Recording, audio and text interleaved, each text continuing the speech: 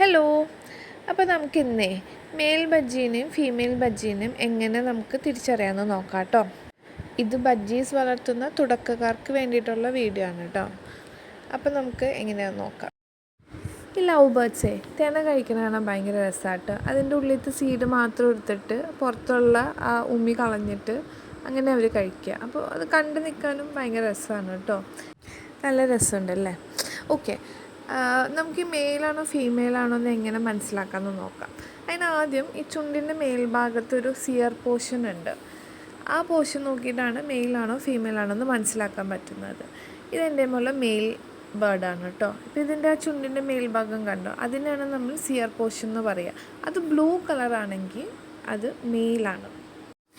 ഇനി നമ്മൾ ഫീമെയിൽസിൻ്റെ അടുത്ത് നോക്കുകയാണെങ്കിൽ അവരുടെ സിയർ പോർഷൻ ഒന്നല്ലെങ്കിൽ വൈറ്റിഷ് കളറാവും, അല്ലെങ്കിൽ ഒരു ബ്രൗൺ, മുട്ടയിടാറായ ഫീമെയിലൊക്കെ ആണെങ്കിൽ ഒരു ബ്രൗൺ കളറാവും, അല്ലെങ്കിൽ വളരെ ലൈറ്റ് ബ്ലൂ കളറാവും കേട്ടോ. ഇതെൻ്റെ ഫീമെയിൽ ബേർഡാണ്.